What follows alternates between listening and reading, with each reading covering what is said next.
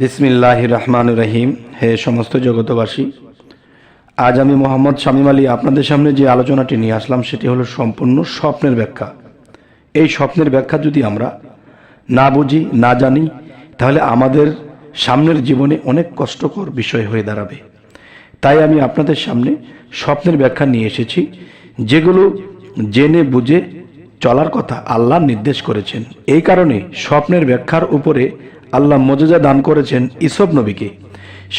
সেই ইসব আলাইসাল্লাম কিন্তু স্বপ্নের ব্যাখ্যায় যা কিছু বলতেন তাই হতো।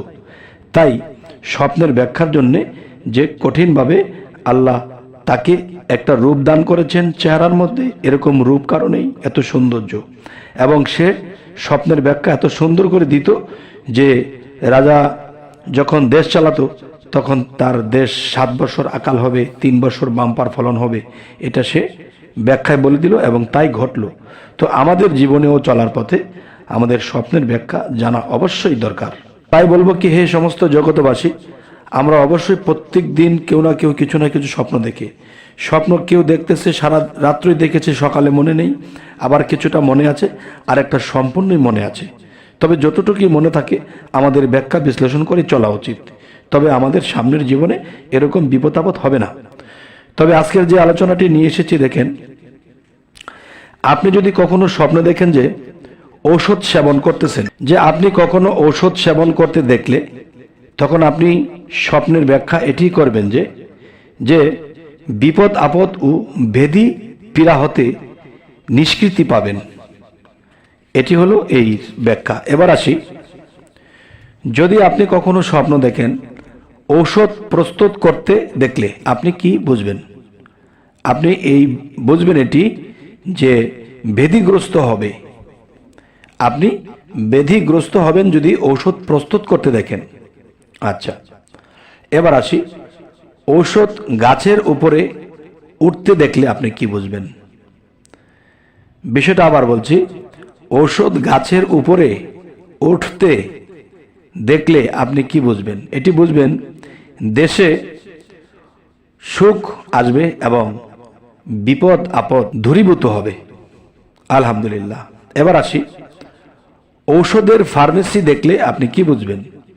আপনি এটি বুঝবেন যে কর্মোন্নতি লাভ হবে আপনার। আচ্ছা, এবার আসি যে কদম রাসূল সাল্লাল্লাহু আলাইহি সাল্লামকে দেখলে আপনি কি বুঝবেন? আপনি এটি বুঝবেন মক্কা ও মদিনা শরীফ জিয়ারতের ভাগ্য নসিব আপনার হবে। আলহামদুলিল্লাহ। এবার আসি, কসম করতে দেখলে আপনি কি বুঝবেন?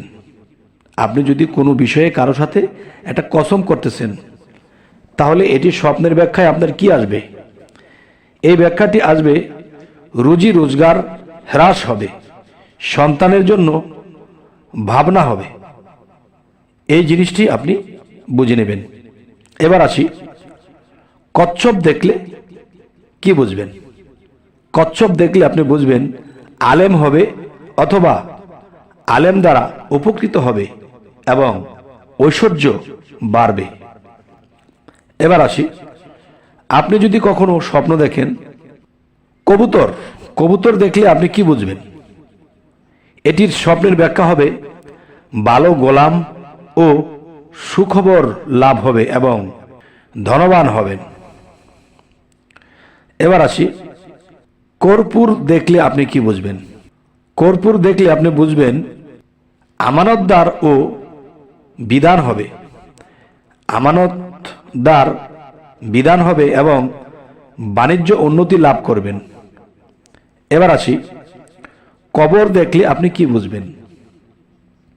আপনি চলার পথে বা এদিক সেদিক যাচ্ছেন বা নিজের এরিয়ার মধ্যে কবরস্থান আছে, আপনি তখন দেখতেছেন স্বপ্নে কবরস্থান। এটি স্বপ্ন দেখলে আপনি কি বুঝবেন? এটি দেখবেন দুঃখ সমাপ্তি হবে, আয়ু বৃদ্ধি পাবে। রুগ্ন ব্যক্তি দেখলে মৃত্যু হওয়ার সম্ভাবনা আছে। এবার আসি, কবর খনন করতে দেখলে আপনি কি বুঝবেন?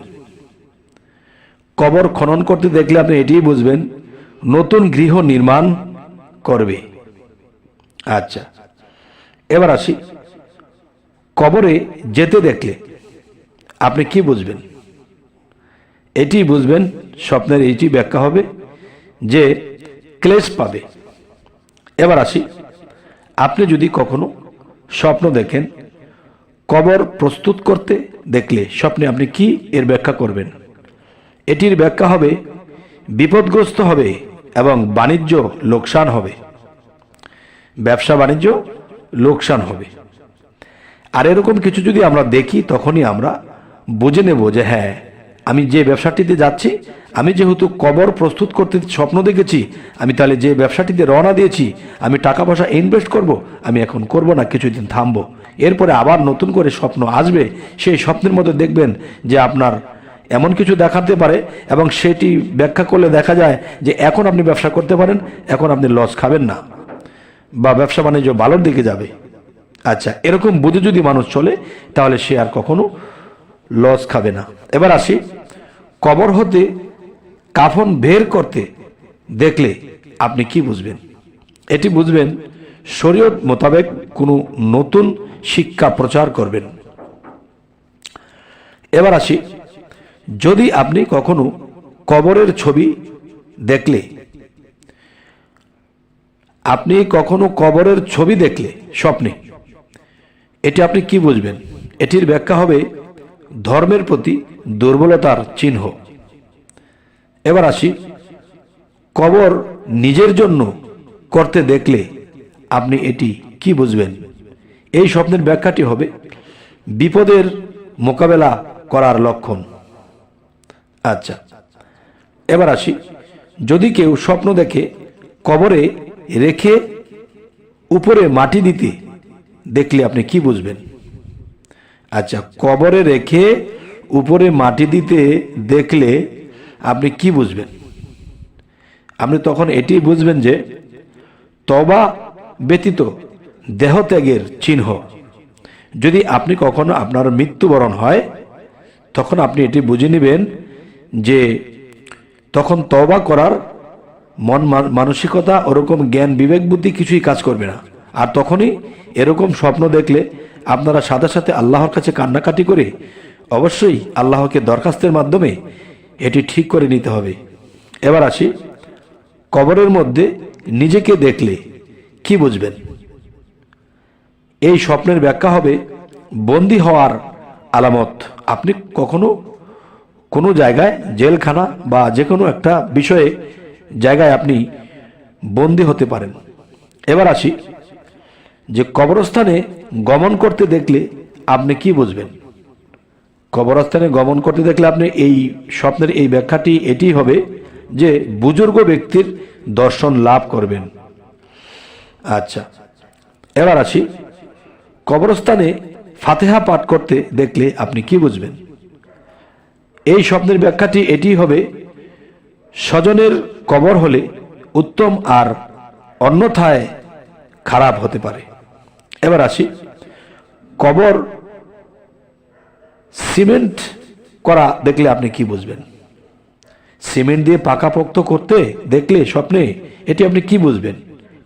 এটি বুঝবেন নিজের বাড়িঘর পাকা হওয়ার লক্ষণ।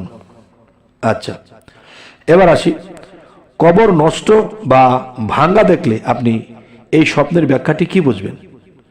এই স্বপ্নের ব্যাখ্যাটি এটি যে মুসিবত আগমনের আশঙ্কা অথবা অসহায় হবেন আপনি। আচ্ছা, এবার আসি, কবরস্থান জিয়ারত করা দেখলে আপনি কি বুঝবেন? আপনি এটি বুঝবেন অনুতাপ করবে, মহাজনের স্বল্প সাহায্যপ্রাপ্ত হবে। মহাজন আপনাকে স্বল্প সাহায্য সহযোগিতা করবে যদি আপনি কবরস্থান জিয়ারত করা দেখেন। তবে হে সমস্ত জগতবাসী, আল্লাহর নির্দেশ যে আমাদের স্বপ্ন যেন আমরা খেয়াল রাখি এবং এটা ব্যাখ্যা করে চলার চেষ্টা করি।